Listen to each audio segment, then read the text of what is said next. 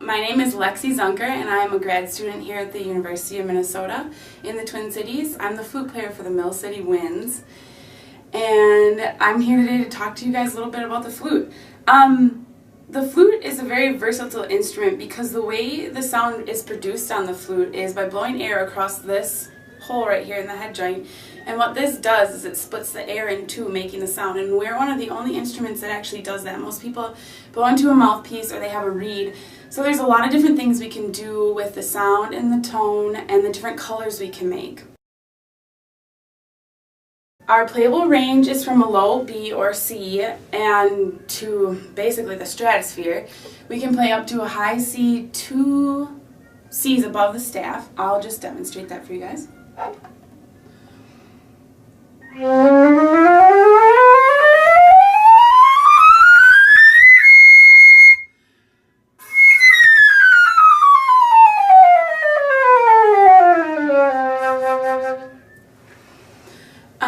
We are an instrument that plays in the treble clef, and we're a non-transposing instrument, so you don't have to do anything real fancy with our transposition because we're in C.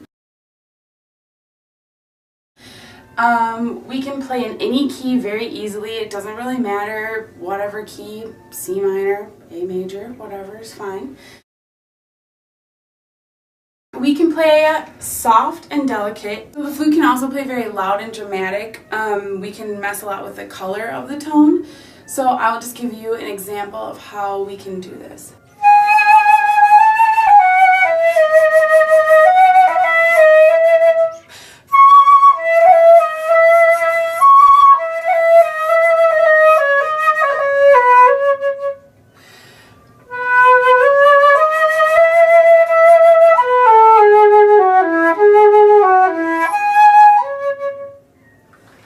The flute can play very fast and technical. And so this is an excerpt from Dvorak's Symphony No. 8 in G major.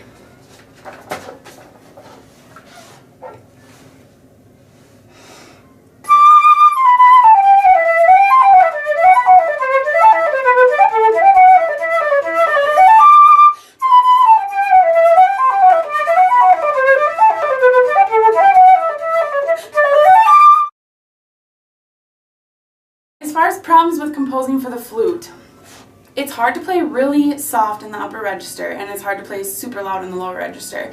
So I'll just demonstrate something that we could play really soft in the upper register, and you can tell kind of how soft we can get it.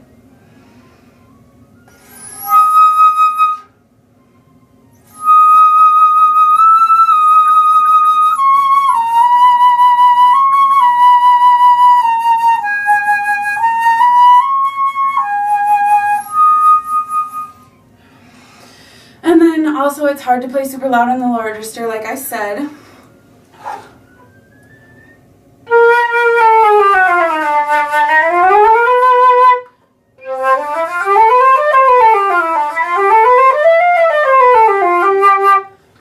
that's about as loud as we can get without really cracking the note. Otherwise, most everything is possible. You'll have certain instances where there are trills that we can't really make work, but usually we can think of a fingering for anything. The flute can also do a lot of extended techniques. I will demonstrate a few of them for you. So one of the first ones we can do is flutter tonguing. And here's an example. This is where we just roll our R's while we're playing a scale.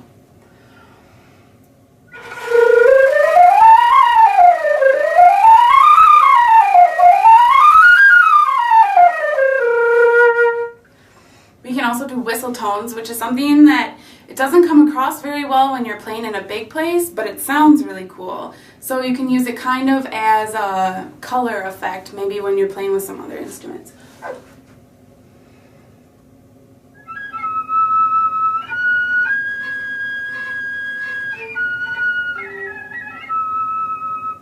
You can also do a lot of things just with the flute. You can do key clicks.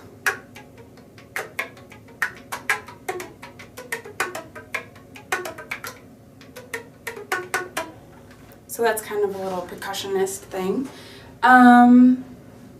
Also harmonics and multiphonics. So multiphonics are where you can play two notes at a time.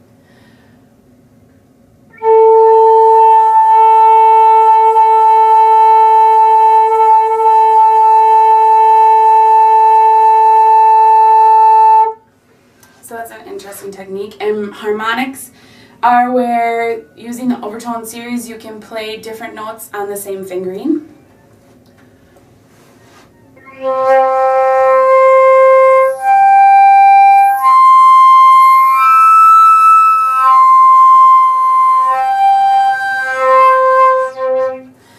And that's something not a lot of the other woodwind instruments can do, so we're kind of unique in that as well.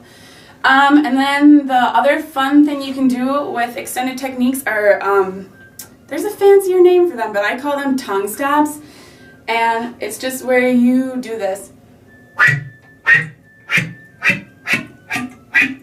That's more of a current form of extended technique. It's not something people did way back in the past, but people are really super into it now. There are a lot of good writers for the flute. Some that I would consider listening to while you're doing your composition projects for this competition. I would listen to some Debussy, probably the Afternoon of the Faun, the first flute solo in that is just beautiful. And also the Mozart flute concertos. I think those are ideally the best written flute concertos that were ever composed.